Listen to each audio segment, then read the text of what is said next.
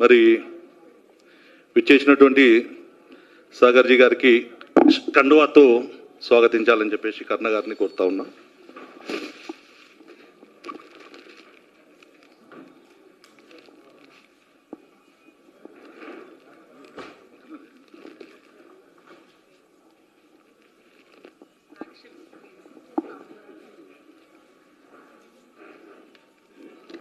అదేవిధంగా రాష్ట్ర అధ్యక్షులకి మన యొక్క విక్రమ్ మన రచయితకు అదేవిధంగా స్వాగతించాలని చెప్పేసి కోరుతా ఉన్నాం. రాష్ట్ర అధ్యక్షులే రచయిత గారికి స్వాగతం ఇస్తా ఉన్నారు. విక్రమ్ అన్నకి ఇచ్చి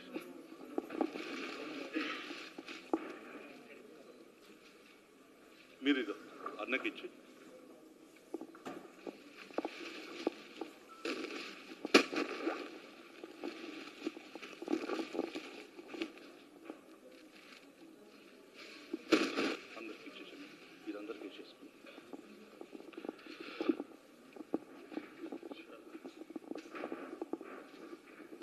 ఈ యొక్క 17 సెప్టెంబర్ తెలంగాణ విమోచన దినోత్సవం. ఈ యొక్క సందర్భంగా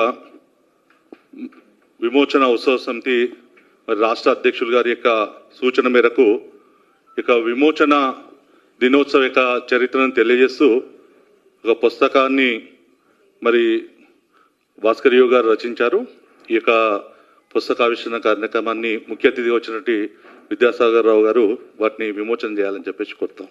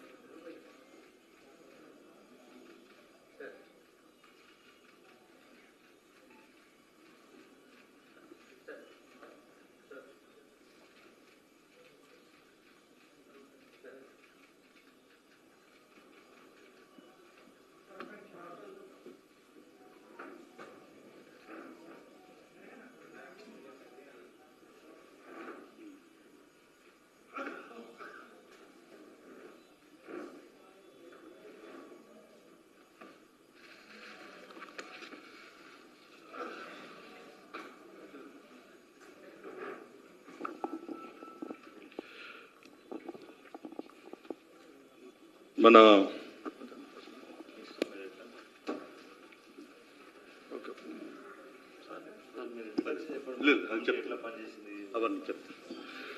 ఈరోజు మరి యొక్క ముఖ్య అతిథిగా విచ్చేసినట్టు విద్యాసాగర్ రావు గురించి మరి మనందరూ కూడా సుపరిచర్యం.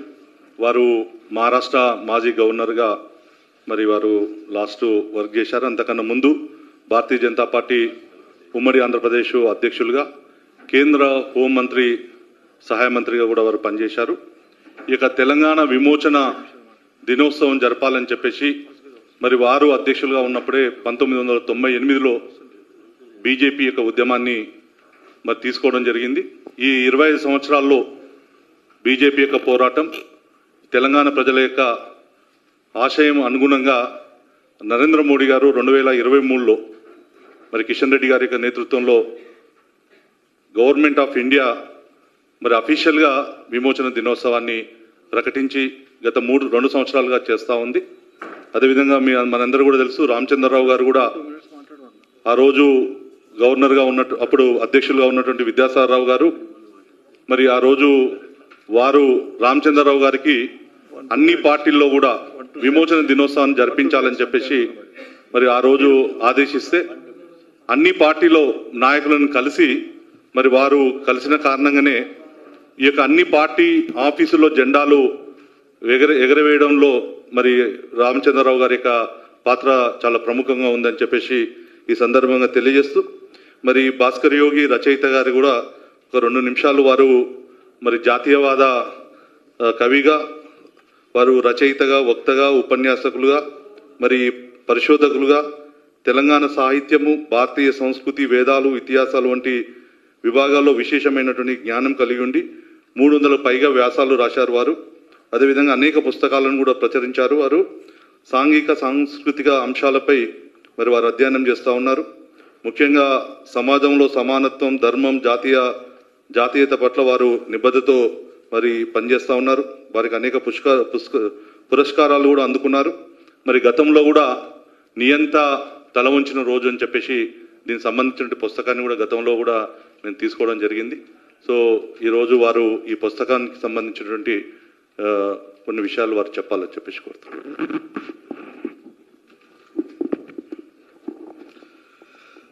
సెప్టెంబర్ 17 ముమ్మాటికి విమోచన అనే గ్రంథావిష్కరణకు ముఖ్య అతిథిగా విచ్చేసినటువంటి మాన్యులు మహారాష్ట్ర మాజీ గవర్నర్ శ్రీ సిహెచ్ విద్యాసాగర్ రావు గారు, అట్లానే కార్యక్రమంలో దీనికి మొత్తం కారణభూతులై నడిపిస్తున్నటువంటి రాష్ట్ర భారతీయ జనతా పార్టీ అధ్యక్షులు శ్రీ రామచంద్రరావు గారు, అట్లానే కార్యక్రమంలో సభావేదిక పైన ఉన్నటువంటి ఈ తెలంగాణ విమోచన కమిటీ సభ్యుల బృందం మరియు నా ముందు కూర్చున్నటువంటి నాయకులు, పాత్రికేయ మిత్రులు, అందరిలో ఉన్నటువంటి భారత మాతకు శిరస్సు వంచి నమస్కరిస్తూ ఉన్నా. మనందరికీ తెలుసు, తెలంగాణ విమోచన అనగానే మరాఠవాడలో, కర్ణాటకలో గతంలో అనేక అద్భుతమైనటువంటి ప్రభుత్వ కార్యక్రమాలు జరిగినాయి. ఒక 25 ఏళ్ల నుంచి ఒక విశేషమైనటువంటి పోరాటం, ఇద్దరు సాక్షులుగా ఉన్నారు. విద్యాసాగర్ రావు గారి దగ్గర నుంచి మొదలుకొని రామచంద్రరావు గారి వరకు ఈ తెలంగాణ విమోచన అనే పదాన్ని తెలుగు పాత్రికేయ లోకానికి, తెలంగాణ ప్రజానికంలోకి, మెదల్లోకి తీసుకుపోవడానికి మనకు 25 సంవత్సరాలు పట్టింది ఒక రకంగా చెప్పాలంటే. కాబట్టి ఇప్పుడు కేంద్ర ప్రభుత్వం అధికారికంగా ఈ కార్యక్రమాన్ని నిర్వహిస్తూ ఉంది.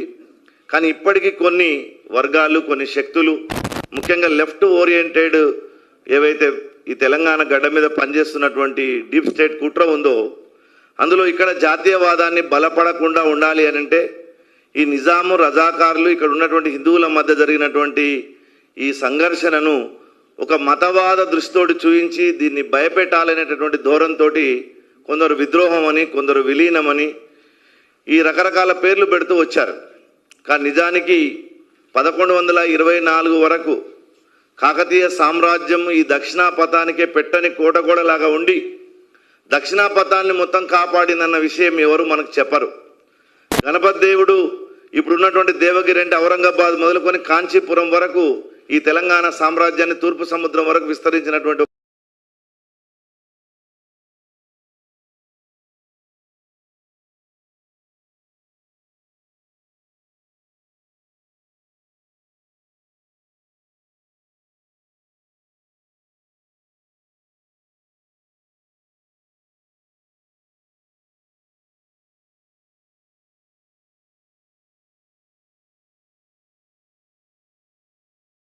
ఒక అద్భుతమైనటువంటి హిందూ సామ్రాజ్య దృక్పథాన్ని 11వ శతాబ్దంలోనే ఇక్కడ ఏర్పాటు చేశారు.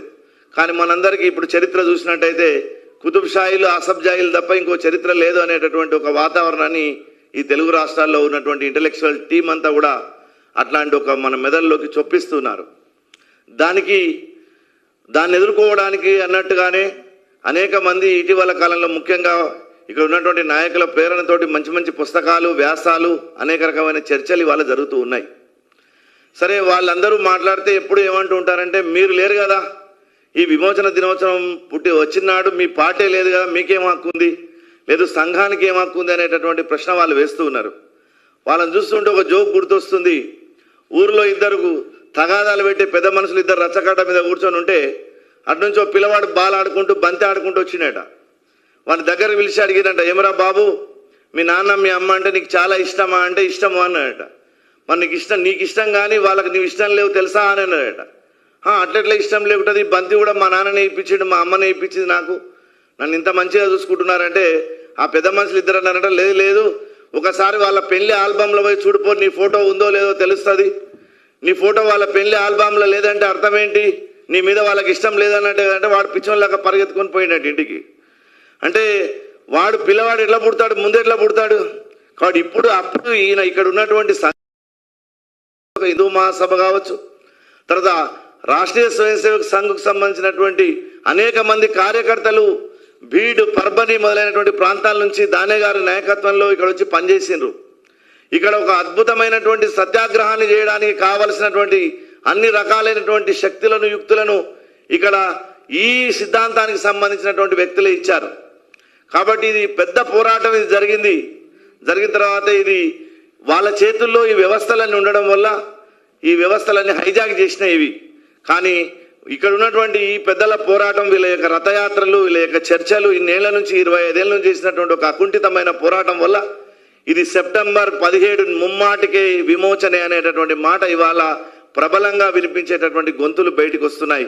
ఈ సందర్భంలో నేను రచించినటువంటి ఈ చిన్న పుస్తకాన్ని ఆవిష్కరించే అవకాశం ఇచ్చినటువంటి పెద్దలకు ధన్యవాదాలు తెలియజేస్తూ ముగిస్తున్నాను. నమస్కారం. భాస్కర్ యోగి గారికి ధన్యవాదాలు. వారు ఇదే విధంగా జాతీయవాద సాహిత్యాన్ని ఇంకా మరి భావితరాలకు అందించాలని చెప్పేసి కోరుకుంటూ, మరి ఈ యొక్క కార్యక్రమానికి ముఖ్య అతిథిలో విచ్చేసినట్టు పెద్దలు విద్యాసాగరరావు గారు మాట్లాడాలని చెప్పేసి కోరుతున్నాను. పెద్దలు రాష్ట్ర భారతీయ జనతా పార్టీ అధ్యక్షులు శ్రీ రామచంద్రరావు గారు, వేదికను అలంకరించిన పెద్దలు, ఈనాటి కార్యక్రమంలో పాల్గొంటున్నటువంటి సోదరులు, సోదరిమణులు,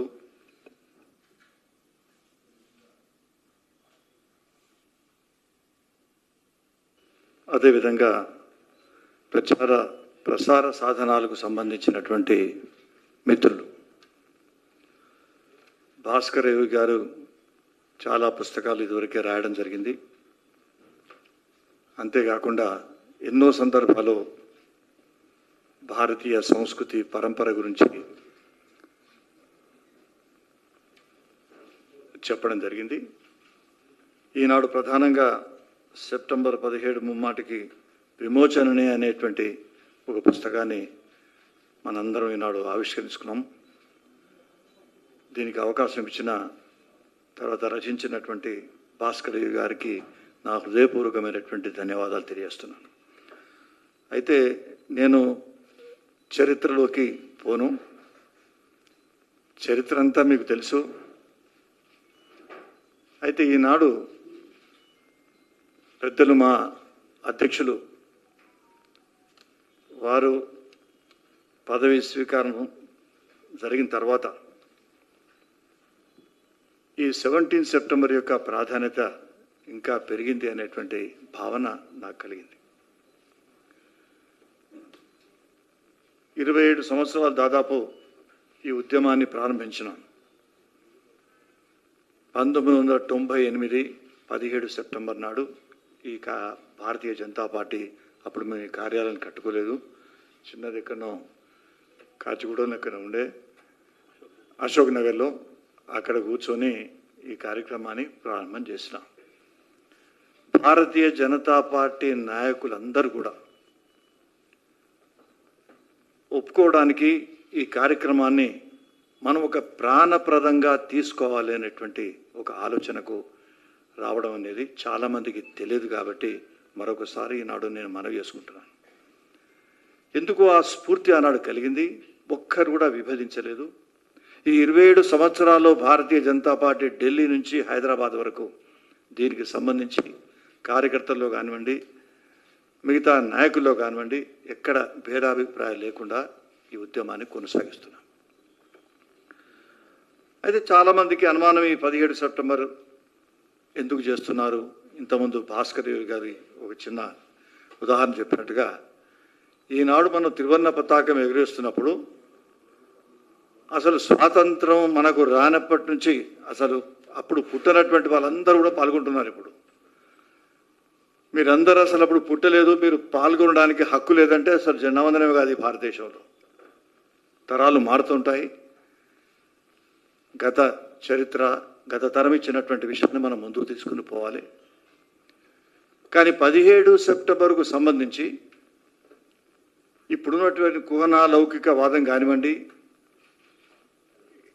ఈ విమోచన, దీనికి సంబంధించి అప్పటి నుంచే కొంతమంది అవకాశవాదుల్లో ఒక ఆలోచన ఉండింది. కాబట్టి దాన్ని కేవలం కొన్ని కార్యాలయాలు వాళ్ళ ఆఫీసులో మాత్రమే అలో చేసి మిగతా అధికారికంగా చేయనటువంటి విషయాన్ని అప్పుడు మేము గుర్తించి చర్చించి ఒక కరపత్రాన్ని రూపొందించి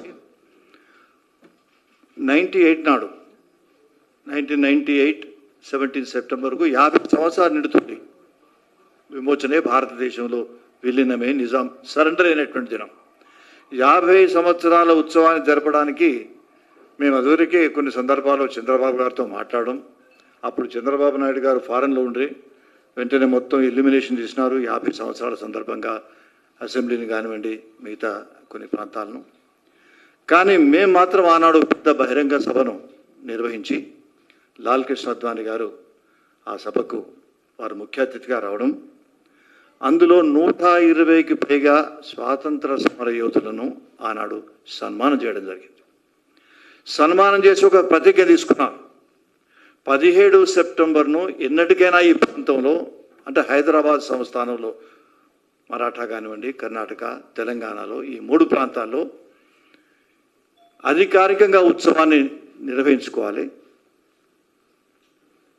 తెలంగాణ విమోచన అనేది అత్యంత ప్రధానమైనటువంటి విషయం. ఇది మరుగున పడడం అనేది సమంజసం కాదు అనేటువంటి విషయాన్ని ఆనాడు ప్రకటించడం జరిగింది. అద్వానీ గారు దాదాపు 120 మంది సమర యోధులకు స్వయంగా వారు పోయి ఆనాడు 3 స్టేజ్లు వేయడం జరిగింది. స్వయంగా వారు పోయి వారందరికీ కూడా శాల్వాలు కప్పి సన్మానం చేయడం జరిగింది. ఒకవేళ ఆనాడు ఆ కార్యక్రమం జరగకపోయినట్టయితే చనిపోయినటువంటి పెద్దలు వందే మాతరం రామచంద్రరావు గారు కానివ్వండి, నిజాం మీద బాంబు వేసినటువంటి పవార్ కానివ్వండి, ఇంకెంతో మంది వారికి మళ్ళీ అవకాశమే కలిగేది కాదు. అసలు ఇప్పుడు అందరూ గతించుకున్నారు. అత్యున్నత మహారథులు అందరూ కూడా ఆనాడు ఆ సమావేశంలో రావడం జరిగింది. ఆనాడు డిమాండ్ ప్రధానమైంది. ప్రభుత్వం మొదలు ఈ 17 సెప్టెంబర్ను విమోచన దినంగా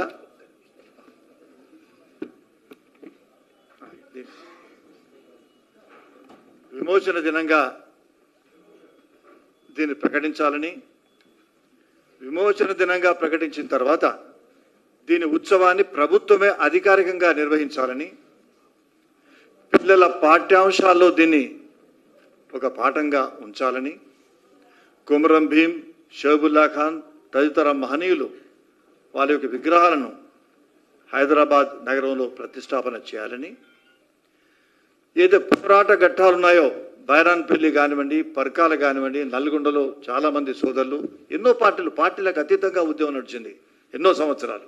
మళ్ళీ ఆంధ్ర మహాసభ వచ్చిన తర్వాత కొన్ని మార్పులు చేర్పులు కాంగ్రెస్ కమ్యూనిస్ట్ సభ కావచ్చు. కానీ పార్టీలకు అతీతంగా నిజాము వ్యతిరేకంగా ఈ ప్రాంతాన్ని విమోచన చేయాలనేటువంటి ఉద్యమం పార్టీలకు అతీతంగా గొప్పగా జరిగింది. మొట్టమొదటి సత్యాగ్రహంలో రావినారాయణ రెడ్డి గారి నేతృత్వంలో కమ్యూనిస్ట్ నాయకులు రావినారాయణ రెడ్డి గారి నేతృత్వంలో సత్యాగ్రహం చేయడం జరిగింది. అందరూ కమ్యూనిస్టులు ఉన్నారు, ఆర్య సమాజ్ వాళ్ళు ఉన్నారు, అందరూ ఉన్నారు, కాంగ్రెస్ వాళ్ళు ఉన్నారు. ఈ విధంగా ప్రారంభమైనటువంటి ఉద్యమం. ఆ ఉద్యమ క్రమంలో ఎంతోమంది త్యాగాలు చేసినారు. ఎంతోమంది ఎక్కడెక్కడ చనిపోయినారో చూడడానికి 27 సంవత్సరాలు చాలా మేము ప్రయత్నం చేసినాం. గ్రామాల్లో కుప్పలుగా గడ్డివాములలో వారేసి దానం చేయడం జరిగింది నిజాం వ్యతిరేకంగా ఉన్న వాళ్ళందరినీ. అయితే ఇంతవరకు ఎంతో ప్రయత్నం చేస్తే మొత్తానికి ఒక కొమరం భీం విగ్రహాన్ని ప్రతిష్టాపన చేసినారు. అందులో ప్రభుత్వం ఇచ్చినటువంటి ఉత్తర్వుల్లో ఒకరోజు మొదలే దత్తాత్రేయ గారు, మన ఇప్పుడున్నటువంటి త్రిపుర గవర్నర్ మరి ఇంద్రసేనారెడ్డి గారు, తర్వాత మేమందరం కలిసి జీబులో పోయి అప్పుడు కొమరం భీం విగ్రహాన్ని మేము తయారు చేసి, మీరు ఒకవేళ విగ్రహాన్ని ట్యాంక్ బండ్ పైన ప్రతిష్టాపన చేయకపోతే మేమే చేస్తాం ట్యాంక్ బండ్ అని హెచ్చరిస్తే అసెంబ్లీ ముందు వెంటనే ఉత్తర్వులు జారీ చేసినారు. కొమరం భీం విగ్రహాన్ని ప్రభుత్వం ప్రతిష్టాపన చేయడానికి సిద్ధంగా ఉందని. అందులో ఏం చేసినారంటే అది పొరపాటులో గ్రహపాటో కానీ మాకు క్రెడిబిలిటీ ఇచ్చినారు. మా ఫోటో తర్వాత మా రెఫరెన్స్ కూడా ఇచ్చినారు. ఆనాడు 17 సెప్టెంబర్ నాడు మరి మేము చేసినటువంటి అది ఆ పేపర్లో హిందూ పేపర్లో వచ్చినటువంటి ఆ ఫోటో యొక్క క్లిప్పింగ్స్ ఆ జీవోలో రాసి కొమరం విగ్రహాన్ని ప్రతిష్టాపన చేసినాం. అప్పుడే అనుకున్నాం మేము విజయాన్ని తప్పకుండా మమ్మల్ని వరించబోతుంది అనేటువంటి ఒక భావన మాకు కలిగింది. దాని తర్వాత షహబుల్లా ఖాన్ గారి విగ్రహం కూడా పెట్టాలి. ఆయన పేరు చిన్న లైబ్రరీ ఎక్కడ ఉంది. మొత్తానికి షేబుల్లా గారికి సంబంధించి ఇప్పుడున్నటువంటి విలేకరులందరికీ మరొకసారి నేను విజ్ఞప్తి చేస్తున్నాను. ఆనాడు కూడా విజ్ఞప్తి చేయడం జరిగింది. ఈ భారతదేశంలో the saga of liberation struggle అని ఒక 1000 పేజీల పుస్తకాన్ని ఇక్కడ న్యూసెస్ కాలేజ్ ప్రిన్సిపల్ గారు ఉండి తర్వాత మిగతా వారు వాళ్ళు రచించి వాళ్ళు ఏం రాసినారంటే, ఈ భారతదేశంలో ఎంతోమంది మంగళ పాండే నుంచి ఇంకెంతోమంది మహనీయులు భగత్ సింగ్ గారి నుండి ఎంతోమంది చనిపోయినారు, తర్వాత పోరాటంలో చనిపోయినారు. కానీ విలేకరులు కేవలం ఇద్దరు చనిపోవడం జరిగింది భారతదేశంలో. ఒకటి గణేష్ శంకర్ విద్యార్థి అని లక్నోలో 1931లో ఆయన మత సామరస్యాని కోసం, భారత స్వాతంత్రాని కోసం ఒక విలేకరి తన కళాన్ని వదిలి ఆయన బజార్లో వచ్చి చేస్తే ఆయన తుపాకీ గుండ్లతోనూ మొత్తానికి ఆయన ఎక్కడ ఏ విధంగా చనిపోయిందో ఇంతవరకు తెలియలేదు. కానీ ఉత్తరప్రదేశ్లో లక్నోలో ఏ కాలేజ్ చూసినా ఎక్కడ చూసినా మరి గణేష్ శంకర్ విద్యార్థి మెడికల్ కాలేజ్ అని, గణేష్ విద్యార్థి గారి ఇదని రోడ్ అని ఆయన పేరిట ఉంటాయి, ఆ విలేకరి పేరిట. ఒక పాత్రికేయునికి అంత గౌరవం ఇవ్వడం జరిగింది. రెండో విలేకరి చనిపోయింది మన హైదరాబాదులో. అందుకుల వాళ్ళు చాలామంది ఆ పివి నరసింహారావు వాళ్ళ ఫ్యామిలీ వాళ్ళ రిలేషన్స్ కూడా ఉంది అక్కడ ఆ ఇంట్లోనే.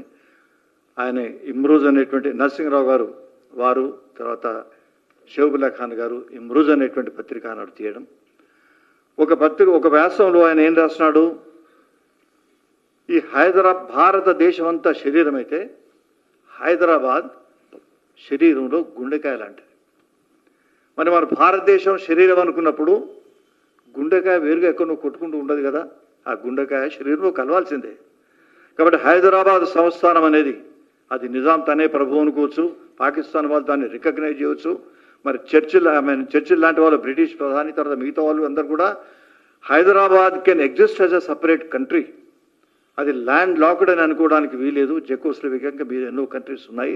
కాబట్టి మీ సపోర్ట్ నిజాం అనేటువంటి ఒక స్టేట్మెంట్స్ రావడం ప్రపంచవ్యాప్తంగా వ్యతిరేకంగా ఉన్నప్పటికీ కూడా షేబుల్లా ఖాన్ గారు ఒక వ్యాసం రాసి ఎట్టి పరిస్థితుల్లో కూడా ఈ హృదయం శరీరంతో కలవవలసిందే, హైదరాబాద్ సంస్థానం విలీనం కావాల్సిందే అని రాసినందుకు తెల్లవారే ఆయనను చంపడం జరిగింది.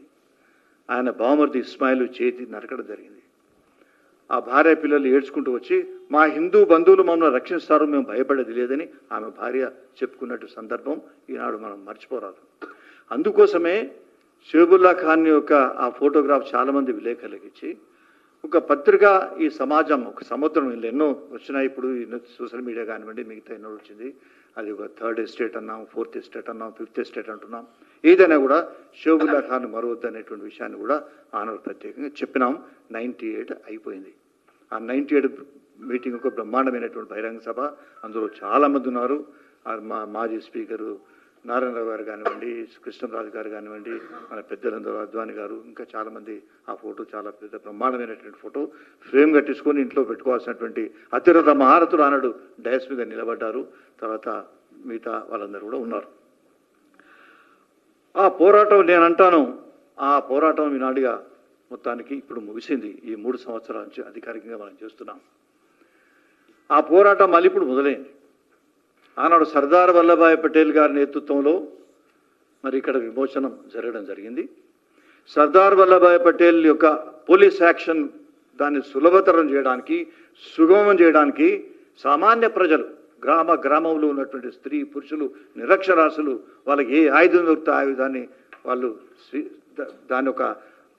వాటిని ఆయుధాలుగా వాళ్ళు భావించి నిజాం వ్యతిరేక పోరాటం చేసినటువంటి సంఘటనలు ప్రతి గ్రామంలో ఈనాడు ఉన్నాయి.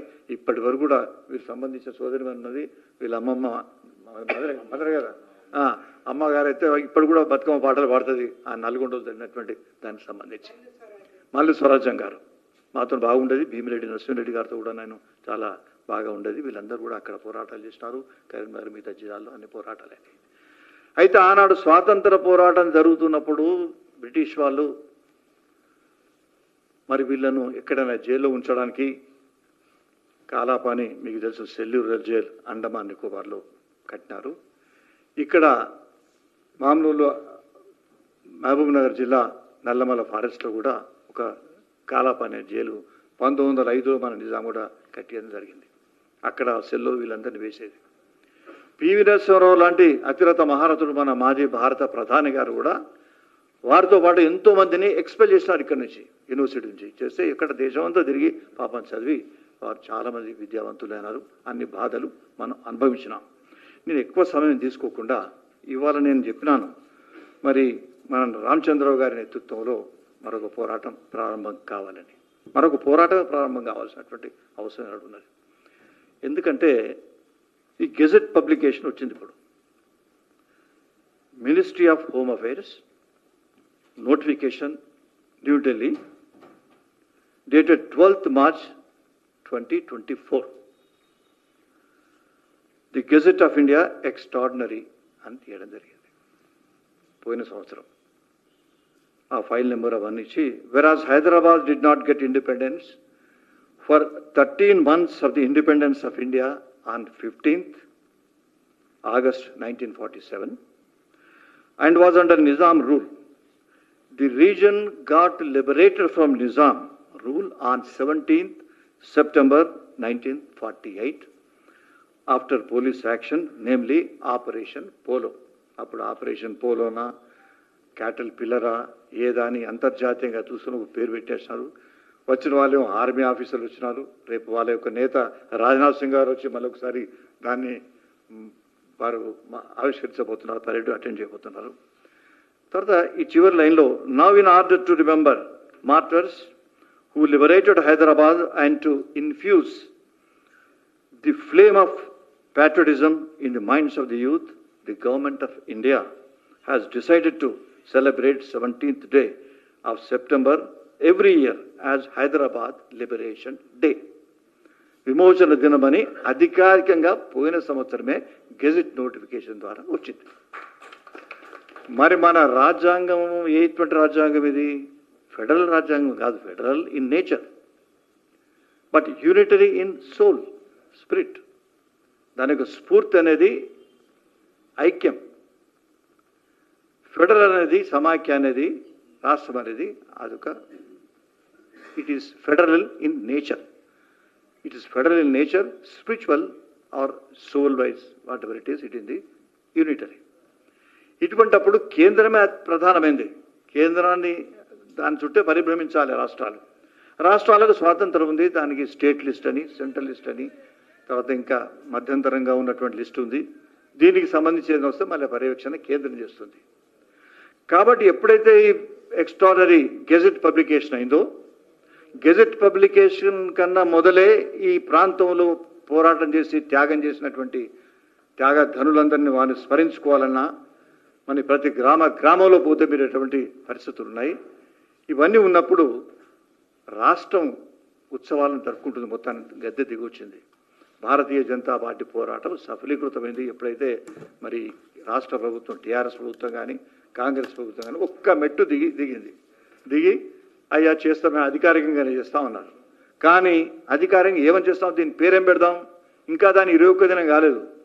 ఇప్పుడైంది మళ్ళీ గెజెట్ దాని వల్ల దాని అసలు పేరు పెట్టడం జరిగింది. ఏం పేరు అంటారు? విలీన దినం అని ఒకటి, సమాఖ్య అని ఒకటి, ఇంకేదో ఒకటి, విద్రోహం అని ఇంకోలు. ఈ విధంగా పేరున ఏదో ఆలోచన దీన్ని సాబటైజ్ చేయడానికి. నియంత నిజాం కానివ్వండి, బ్రిటిష్ కానివ్వండి, ఏ విధంగానైతే వాళ్ళు కుతంత్రాలు కుట్రలు చేసినారో అటువంటి ఆలోచన వీళ్ళది. ఆ విధంగా ఆలోచించి ఈ విమోచన అనే పదాన్ని లేకుండా జాగ్రత్త పడ్డారు. కానీ మన అభినవ సర్దార్ వల్లభాయ్ పటేల్, అమిత్ షా గారు చాలా ధైర్యంగా ఆర్టికల్ 317 ఏ విధంగానే ఉడవి పారిశ్రామిక రాజ్యాంగం నుంచి ఈనాడు 17 సెప్టెంబర్ను విమోచన దినంగా ప్రకటించడం జరిగింది. వారు ప్రకటించిన తర్వాత ఇది రాష్ట్ర ప్రభుత్వం యొక్క విధి. ఖచ్చితంగా రేపు జరగబోయేది నేను ఇక్కడ ఉన్నటువంటి ముఖ్యమంత్రి గారితో నేను మనవి చేసుకుంటున్నాను. ఖచ్చితంగా మీరు దాన్ని విమోచన దినంగానే చేయాలనేటువంటి ఆలోచన వచ్చింది. అయితే ఒక 2 విషయాలు చరిత్ర అంతా చెప్పకుండా ఇంతకుముందు చాలా విషయాలు చెప్పినారు భాస్కర్ రావు గారు. కేవలం ఒక 200 సంవత్సరాలు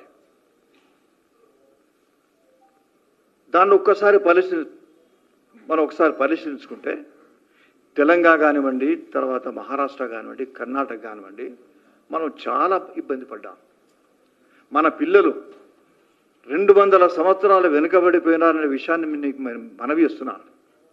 ఎంతోమంది ఎన్జిఓలు వాళ్ళు రిపోర్ట్స్ ఇచ్చినారు. ఎంతోమంది ఎన్జిఓలు పెద్ద పెద్ద పేపర్లో ఫ్రంట్ పేజీలో వచ్చింది. అసలు విద్యార్థులు లేని పాఠశాలలు, అధ్యాపకులు లేని పాఠశాలలు, రిజల్ట్స్ 0 ఉన్నటువంటి పాఠశాలలు, ఎంతోమంది చదువుకున్న విద్యార్థులు ఉన్నారు. ఇది 200 సంవత్సరాల నుంచి నడుస్తూ ఉంది.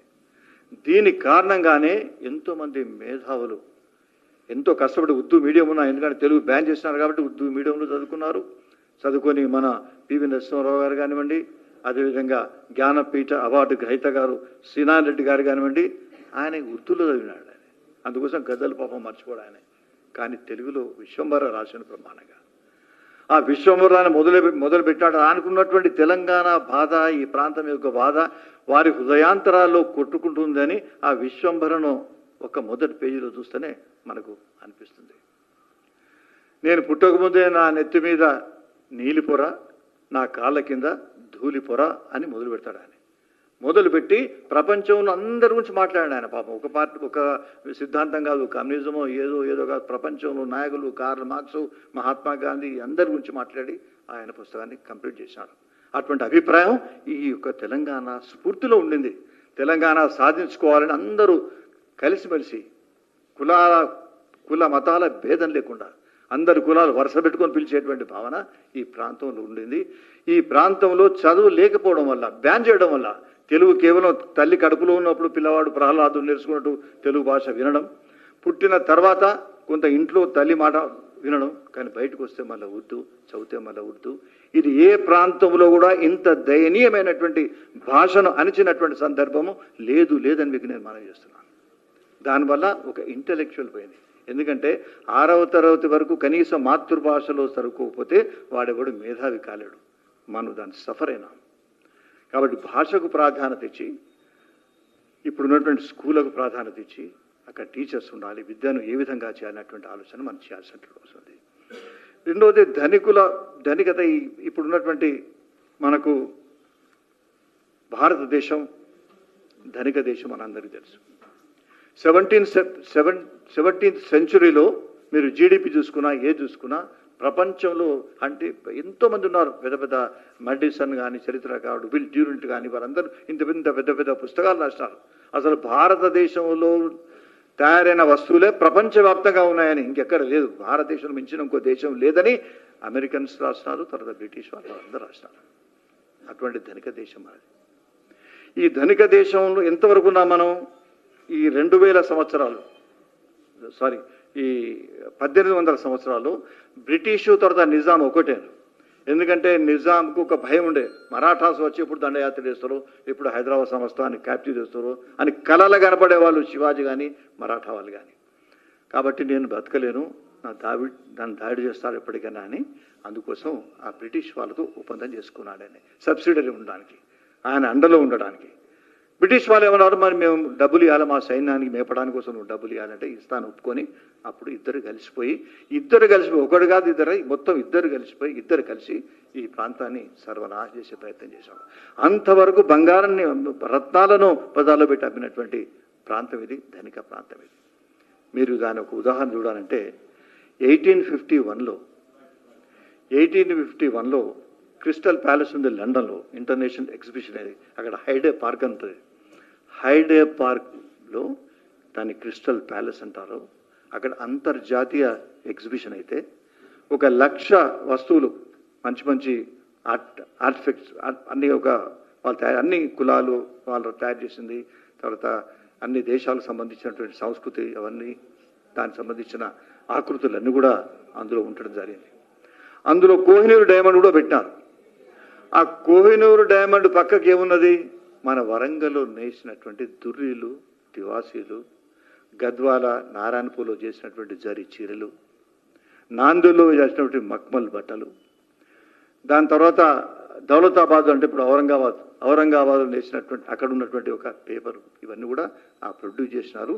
1851లో అప్పుడు వరంగల్లో నేసినటువంటి తివాసీలు మిగితే ఫస్ట్ లైన్లో ఉన్నాయి. ప్రపంచవ్యాప్తంగా వీటే మెచ్చుకున్నారు. ఇదే నెంబర్ 1గా వాళ్ళు చిత్రీకరించడం జరిగింది. అంత గొప్ప దేశం మనది, అంత పెద్ద ధనిక దేశం మనది. ఇటువంటి దేశం బీదరికం కావడానికి నిజాం ధనికుడు అవ్వడం కారణం. ఆయన సామంతులు, జమీందారులు, దేశముఖులు వీళ్ళందరినీ పెట్టి నేను బ్రిటిష్ వాళ్ళని కాపాడుకోవాలి, వాళ్ళకి అన్నం పెట్టాలి. అంతేకాదు బ్రిటన్లో వాళ్ళు ఉన్నటువంటి వాళ్ళ పెన్షన్స్ కూడా మనం భారతదేశం నుంచి పోయింది అక్కడ పెన్షన్. అంతర్జాతీయంగా ఎక్కడ బ్రిటన్ వాళ్ళు పోరాడినా కూడా మనమే డబ్బులు కట్టుకోవాలి. అందులో ఒక హైదరాబాదే కాదు, మొత్తం భారతదేశం అంతా పోయింది. కానీ హైదరాబాద్ మాత్రం చాలా ప్రత్యేకంగా ధనుకుడైనటువంటి నిజాం ఏ విధంగానైతే మరి మనం దోచుకొని ఇక్కడ ఉన్నటువంటి ఒక బీదత్వాన్ని చేసినాడో, ఈనాడు మరి రామచంద్రరావు గారి నేతృత్వంలో నాకు అనిపించింది ఏంటంటే మనకు దశ ఉంది. మనమంతా ధనికులం అనేది ఒక క్రిస్టల్ ప్యాలెస్లో లండన్లో ఎగ్జిబిట్ అయినటువంటి వస్తువులు చాలా స్పష్టంగా చెప్తాయి. అంతేకాకుండా నిజాం ఏదైతే బ్రిటిష్ ఇక్కడ ఉన్నటువంటి మరి మన హైదరాబాద్ కానీ మిగతా అన్ని లిబరేట్ చేయడానికి భారతదేశ వ్యాప్తంగా ఉన్నటువంటి నాయకులందరూ కూడా సంబంధ బాంధవ్యాలు ఎక్కడ ఉన్నాయి. అంతేకాదు ఇక్కడ ఉన్నటువంటి వాళ్ళు రామ్జీ గోండ్ కానివ్వండి, మిగతా అప్పుడు 18th సెంచురీ నేను చెప్పేది 18th 19th సెంచురీలో ఉన్నటువంటి వాళ్ళు. తర్వాత చాలామంది నాయకులు ఉన్నారు, వాళ్ళ పేర్లను కూడా మనం శృతించలేదు. వాళ్ళందరూ కూడా మన మదర్లలో మన మస్తిష్కంలో సుప్రతిష్ఠులై ఉన్నారు వాళ్ళంతా పెద్దలు. కానీ ఒకటి చూస్తే రామ్జీ గోండ్ కానివ్వండి, ఆయన ఉరుల మర్రికి 1000 మందితో ఆయన ఉరిదీస్తే ప్రపంచంలో ఎంతమంది తెలుసు ఆ చరిత్ర, భారతదేశంలో ఎంతమంది తెలుసు? మన పిల్లలు అడిగితే, మన ఇంట్లో పిల్లలు అడిగితే ఏం తెలుసు? ఇంకేదో చెప్తారు, టీవీలో వచ్చింది సీరియల్స్ గురించి చెప్తారు, కానీ ఈ ఉరిలమారి గురించి చెప్పరు. ఇటువంటి ఎన్నో సంఘటనలు జరిగినాయి. అప్పుడు హైదరాబాద్లో తురేబాజ్ ఖాన్, మొన్న నేను అలీ బేగని పద్మశ్రీ, ఆయన తురేబాజ్ ఖాన్ 1857 అంటే అయితే ఝాన్సీ బాయ్ కానివ్వండి, అక్కడ ప్రథమ స్వాతంత్ర సంగ్రామం పోరాడిన నేతలు కానివ్వండి, అక్కడ పోరాటం జరిగింది, ఇక్కడ పోస్టులు పడ్డాయి, ఇక్కడ మొత్తం హైదరాబాద్లో. భారతదేశ చరిత్రలో మొట్టమొదటి స్వాతంత్ర సంగ్రామం కేవలం అక్కడ మీరట్లోనే కాదు, హైదరాబాద్లో అని చెప్పినటువంటి వాళ్ళు మన హైదరాబాద్ వాళ్ళు. ఇప్పుడప్పుడు ఈ మార్వాడి గిరివాడి గురించి అప్పుడు వార్తలు వస్తుంటాయి.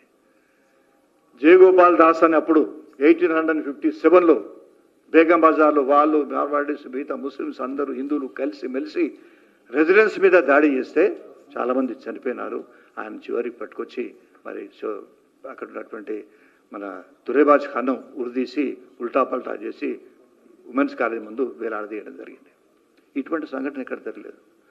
ఆయన మిత్రుడు, ఆయన గురువైనటువంటి ఆ వ్యక్తిని అలావుద్దీన్ తీసుకుపోయి అండమాన్ నికోబార్ జైల్లో ఇస్తే ఆయన అక్కడనే 1884లో చనిపోయినాడు. ఇటువంటి దారుణాలు మిగతా బైరాన్పల్లి కానివ్వండి, పర్కాలు కానివ్వండి, ఇవన్నీ కూడా మనం పోకలలో చెప్తాం అనుకుంటే అటువంటి మారణ హోమ జరిగింది. మొదలు ఆర్థికంగా మనం వెనుకబడ్డాం ఈ 200 సంవత్సరాల్లో. తర్వాత ఇప్పుడు రిజర్వేషన్ల గురించి మనం మాట్లాడుకుంటున్నాం. 42% రిజర్వేషన్స్, మన అధ్యక్షుల వారు కూడా దాని గురించి చాలా వివరణ ఇచ్చినారు. ఇక్కడ రిజర్వేషన్ గురించి మాట్లాడతాం. ఆంధ్రప్రదేశ్లో కానివ్వండి, తెలంగాణ రాష్ట్రంలో కానివ్వండి, తమిళనాడులో రిజర్వేషన్స్ 2000లో మొదలైన అక్కడ 1901లో రిజర్వేషన్స్ మొదలైనవి. సాహు మహారాజ్ మహారాష్ట్రలో మొదలుపెట్టాడు ఆయన మొదలే రిజర్వేషన్స్. చాలామంది బీసీ లీడర్లు, తర్వాత జమీందారులు వీళ్ళందరూ కూడా బీసీ రిజర్వేషన్స్ 40% కన్నా ఎక్కువ పెట్టినటువంటి నేతలు ఈ భారతదేశంలో ఉన్నారు. కానీ మన తెలంగాణ చరిత్ర చూస్తే బీసీ రిజర్వేషన్ ఇప్పుడు వచ్చినాయి, కానీ అంతకుముందు ఏముండే మన చరిత్రలో 1919లో నిజాం అప్పుడు చెప్పింది local sir Mulki and non Mulki. మన దగ్గర అందరి దగ్గర రిజర్వేషన్స్ ఉంటే భారతదేశ వ్యాప్తంగా, మన హైదరాబాద్ సంస్థానంలో ముల్కీ నాన్ ముల్కీ తర్వాత ఏదో అయిపోయింది, వచ్చింది స్వాతంత్రం వచ్చింది. 1948లో మనం లిబరేట్ అయినాం. అంతకుముందు స్టాండ్ స్టిల్ అగ్రిమెంట్ చేసుకున్నారు. 29th సెప్టెంబర్ 1947లోనే నిజాం భారత ప్రభుత్వం కలిసి ఉంటారని. దాని చూసి ఇంకా మనోడిగా మన నిజాం విపరీతంగా మనం విచ్చలవిడిగా గ్రామం పైన పడడం, ఇవన్నీ జరిగినాయి. ఇటువంటి దారుణమైనటువంటి చరిత్ర మన తెలంగాణలో జరిగింది. తర్వాత 1952లో రామాచార్య నేతృత్వంలో ఈ గైర్ ముల్కీకి సంబంధించి ఆయన ఉద్యమం చేయడం, అక్కడ ఎంతోమంది ఫైరింగ్ కావడం, మళ్ళీ తెలంగాణ ఉద్యమం రావడం, 69లో ఫైరింగ్ చేస్తే 300 పైగా చనిపోవడం, మళ్ళీ తర్వాత ఆంధ్ర కలిసిన తర్వాత కూడా ఎన్నో విభేదాలు, భేదాభిప్రాయాలు, ఇది ఫెడరల్ కమిషన్, ఇది సజాతీయత లేదు, తప్పకుండా విడిపోవాలని చెప్పినటువంటి సందర్భం. దాని తర్వాత ఆత్మహత్యల్లో 1000కి పైగా చనిపోవడం, మళ్ళీ తెలంగాణ మనకు వచ్చింది. మనకంటే మనకు ఆర్థికంగా యువత అందరు ఉన్నారు. ఇప్పుడు యువత గ్రామాల్లో అనుకుంటున్నాం మనం, ఎంతమంది అన్నవాడు ఇప్పుడు అంటున్నారు, మళ్ళీ 2 కాదు 3 కానీ అంటున్నారు. కానీ వీళ్ళు చెప్పకముందే గ్రామాల్లోకి అంటున్నారు, బడుగు బలహీన వర్గాలు కానివ్వండి, ఎన్నో కులాలు ఎన్ని ఉన్నాయి, చేతి వృత్తుల్లో బతికి జీవిస్తాం, మా పిల్లలను సాదుకుంటాం, ఎంతో పిల్లలు ఉన్నారు. అటువంటి యువతకు ఈనాడు ఒక డైరెక్షన్ ఇవ్వాల్సినటువంటి అవసరం ఉంది.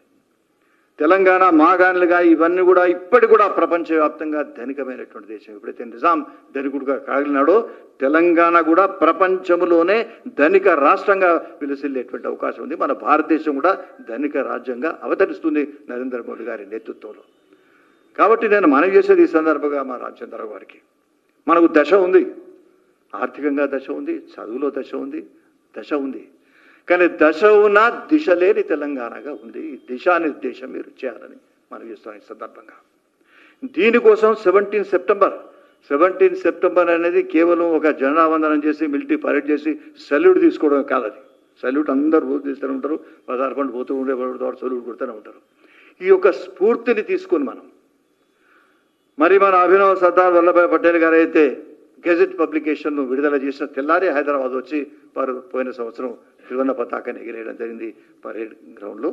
ఈ స్ఫూర్తి రాజకీయం కానీ, సాంస్కృతిక పరంగా కానివ్వండి, ఆర్థికంగా కానివ్వండి, భౌగోళికంగా కానివ్వండి, ఇవన్నీ కూడా ఈ 17 సెప్టెంబర్ విమోచనతో ముడిపడి ఉంటాయి. కాబట్టి దీనికి సంబంధించిన ప్రణాళిక ఉద్యమాన్ని మీరు అందరికీ ఇచ్చి దీన్ని ఇప్పటి నుంచి అంటే పునరారంభం అన్నమాట. మన బడ్జెట్లో చెప్పుకుంటాం, మీ కౌన్సిల్లో కానీ మా అసెంబ్లీలో కానీ అప్పుడు బడ్జెట్ పెడతారు, జీరో బడ్జెట్ అని పెడతారు, మీకు అందరికీ తెలుసు విలేకరులకు. అంటే పునరారంభ విత్త విధానాన్ని పెడతాం. ఇప్పుడు మీరు జీరో బేస్డ్ మళ్ళీ ఉద్యమాన్ని ప్రారంభం చేయాల్సిన అవసరం ఉంది. పునరారంభ విమోచన ఉద్యమాన్ని మీరు ప్రారంభిస్తే తెలంగాణ ఒక బంగారు తెలంగాణ అని వీళ్ళు అంటున్నారు, కానీ ఇదివరకే బంగారు తెలంగాణ మనది. ఇది ఒక ప్రపంచవ్యాప్తంగా పేరు తెచ్చుకునే తెలంగాణ కావడానికి మనకు వనరులు ఉన్నాయి, మనకు పనిచేసేటువంటి శ్రమశక్తి ఉంది. నిక్షిప్తంగా దాగి ఉన్నటువంటి శ్రమశక్తిని బయటకు తీయడానికి కోసం skill development centres Narendra Modi గారి నేతృత్వంలో ఉంది. కాబట్టి డబుల్ ఇంజన్ సర్కార్లో దీన్ని కూడా ఒక స్ఫూర్తిదాయకంగా చేసుకొని ఏ రంగాన్ని ఏ విధంగా అభివృద్ధి చేయాలి మనం, దానికి ప్రతి ఎన్ని రంగాలు అన్ని రంగాలు కూడా అందరూ చూస్తున్నారు. అసలు మాకు ఇప్పుడు లోన్స్ బ్యాంకు నుంచి ఎక్కడ పడితే అక్కడ వచ్చేటువంటి అవకాశం ఉంది. నరేంద్ర మోడీ గారి నేతృత్వంలో వీటన్నిటి ఉపయోగించుకొని స్కిల్ డెవలప్మెంట్ను ఉపయోగించుకుంటే శ్రమశక్తి బయటకు వస్తే మళ్ళీ మనం ఒక చదువులో కానివ్వండి, లేకపోతే ఈ కల్చరల్ వింగ్లో కానివ్వండి, ప్రపంచవ్యాప్తంగా పేరు తీసుకునేటువంటి అవకాశం ఉంది. కాబట్టి ఈ 17 సెప్టెంబర్ స్ఫూర్తిని తీసుకొని మా అధ్యక్షుల వారు చక్కటి కార్యక్రమాలు ఇవ్వాలని, గ్రామంలో అందరి స్ఫూర్తిని నింపాలని, ఈ గెజెట్లో కూడా చాలా స్పష్టంగా వారు ఏమన్నా infuse the flame of patriotism అనేటువంటి పదం ఉంది. కాబట్టి దీన్ని ముందుకు తీసుకుపోవడానికి కోసం మా అధ్యక్షుడు వారు ముందుకు వాళ్ళని మనవి చేస్తూ ఒక చిన్న ఉదాహరణ నేను చెప్పి నేను ముగిస్తాను. ఆ ఉదాహరణ ఏంటంటే, మీకు ఎందుకు 17 సెప్టెంబర్ ఇంత పెద్ద దీన్ని ఇంత ఉత్సాహంగా తీసుకుంటారు, మీరు ఒక ప్రాణప్రదంగా తీసుకుంటారు దీన్ని, మీకు సెల్ఫ్ రెస్పెక్ట్ పోయింది, సెల్ఫ్ రెస్పెక్ట్ అని అంటారు అనే ఉదాహరణకు చెప్పాలనుకుంటే, లాల్ కృష్ణ అద్వానీ గారి రథయాత్ర లోపల మరి ఎప్పుడు చెప్పే విషయం ఒకటి ఉండేది. పోలాండ్ నగరం మీకు తెలుసు, పోలాండ్లో వాళ్ళు 1614లో 1614లో పోలాండ్ పైన రష్యా వాళ్ళు దాడి చేసినారు. 1614లో రష్యా దాడి చేసిన తర్వాత రష్యా వాళ్ళు ఏం చేసినారు, అక్కడ వార్సాలో, పోలాండ్ క్యాపిటల్ వార్సా ఉందో ఆ క్యాపిటల్ స్క్వేర్ ఉంది, ఆ స్క్వేర్లో ఒక పెద్ద చర్చ్ నిర్మాణం చేసినారు వారు. ఆ చర్చ్ ఏమిటంటే ఈస్టర్న్ క్రిస్టియన్ క్యాథలిక్ చర్చ్ అని పెట్టారు, దాని పేరు పెట్టారు, క్యాథడ్రల్ అని పెట్టారు, క్రిస్టియన్ క్యాథడ్రల్ అని పెట్టారు. క్రిస్టియన్ క్యాథడ్రల్లో పెద్ద చర్చ్, ఆ చర్చిలో 1614లో పూర్తి అయితే మళ్ళా 1918 వరకు అంటే 300 సంవత్సరాలు 300 సంవత్సరాల తర్వాత పోలాండ్ గెయిన్ ఇండిపెండెన్స్. ఆ 300 సంవత్సరాల తర్వాత మళ్ళీ పోలాండ్ తమకు స్వాతంత్రం వచ్చిన తర్వాత, సార్వభౌమిక అధికారం వచ్చిన తర్వాత వాళ్ళు చేసిన మొదటి పని ఏంటంటే ఈ చర్చను కూలగొట్టింది. వాళ్ళు 300 సంవత్సరాల చర్చిలో ప్రార్థన చేస్తారు, 300 సంవత్సరాలు అందులో పెళ్లిళ్ళు అవుతాయి, మళ్ళీ మీరు కట్టి చర్చని మీరు కూలగొట్టుకోవడం ఏమిటి అంటే మేము కట్టుకుంటాం మళ్ళా అంటారు. అంటే రష్యన్స్ వచ్చి మా మీద దాడి చేసి ఆ సామ్రాజ్యవాద కాంక్షతో ఈ చర్చిని కట్టినారే కానీ మాకు మీద సింపతితోనూ మా మతాన్ని గౌరవించడానికి కాదు. కాబట్టి అది ఉండడానికి వీలేదని 300 సంవత్సరాల తర్వాత అది భూస్థాపితం కావడం జరిగింది ఆ చర్చ్ పోలాండ్లో. ఈ ఎగ్జాంపుల్ మీకు ఇంటర్నెట్లో దొరుకుతుంది. కానీ మా అద్వాని గారు ఇది 10 సార్లు చేసి, అందుకోసం ఈ రథయాత్ర ఎందుకంటే మా ఆత్మగౌరవాని కోసం. మేము మళ్ళీ బాబు అసలు మధ్యను కూలగొట్టాలని ఎప్పుడు అనలేదు వారు, రీలొకట్ చేయాలన్నాడు అంతే అద్వాని గారు చెప్పింది. కానీ అక్కడ రాముడు జన్మించినాడనేది మాకు ప్రతి గ్రామంలో ఆహారామ అయోధ్యరామ అని అంటుంటారు, పాటలు పాడుతుంటారు. అయోధ్యలో పుట్టినటువంటి రాముడు, ఇది మాకు పవిత్ర స్థలం, ఇది మాకు ప్రాణప్రదమైంది అనేటువంటి భావనతో ఉండేది. 17 సెప్టెంబర్ కూడా ఇన్ని సంవత్సరాలు మేము వేసుకున్నాం, 27 ఇయర్స్. ఈనాడు మళ్ళీ అదే మనకు 17 సెప్టెంబర్ దాని విమోచన అనేది పదమవుతుందో ఖచ్చితంగా దాన్ని కంపేర్ ఎందుకు చేస్తున్నా అంటే అద్వాని గారు ప్రతిసారి వారి పోలండ్ యొక్క ఎగ్జాంపుల్ తీసేది. వాళ్ళు ఏ విధంగా భావించినారు, మనం కూడా ఈ తెలంగాణకి ఎంత డెవలప్ అయినా ఏదైనా వీధి కట్టినా సిటీ కట్టినా ఇంకేదైనా కూడా చివరికి 17 సెప్టెంబర్ యొక్క స్ఫూర్తి విమోచన అనేది వస్తే మేము పోరాడి తెచ్చుకున్నాం తెలంగాణ, మాకెవడు ఇచ్చింది కాదు అనేటువంటి భావన మనకు ఉండాల్సినటువంటి అవసరం ఉంది, మన యువత కూడా ఉండాల్సినటువంటి అవసరం ఉంది. కాబట్టి ఈ విషయాలు చెప్పి మీకు నాకు అవకాశం ఇచ్చినందుకు నా హృదయపూర్వకమైనటువంటి ధన్యవాదాలు తెలియజేస్తూ సెలవు తీసుకుంటున్నాను. మరి ఈరోజు భాస్కర్ యోగి గారు రచించినటువంటి ఈ యొక్క 17 సెప్టెంబర్ ముమ్మాటికి విమోచన అనే పుస్తక ఆవిష్కరించి ఈ యొక్క చరిత్రకు సంబంధించిన అనేక అంశాలు కూడా మరి చెప్పారు వారు. మరి రామచంద్రరావు గారి యొక్క నేతృత్వంలో అంటే బీజేపీ అయితే 27 సంవత్సరాలుగా పోరాడి అధికారికంగా కేంద్ర ప్రభుత్వం మరి విమోచన దినోత్సవం జరుపుతూ ఉంది. రాష్ట్ర ప్రభుత్వాలు చరిత్రను వక్రీకరిస్తూ మరి పరిపాలన దినోత్సవం ఏదైతే చేస్తూ ఉందో రాష్ట్ర ప్రభుత్వం కూడా విమోచన దినోత్సవం చేసేటటువంటి మరి పోరాటాన్ని రామచంద్రరావు గారి యొక్క నేతృత్వంలో మేము కొనసాగిస్తామని చెప్పి తెలియజేస్తూ మరి ఈ కార్యక్రమానికి వచ్చినందుకు వారందరికీ కూడా ప్రత్యేకమైనటువంటి ధన్యవాదాలు తెలియజేస్తాం.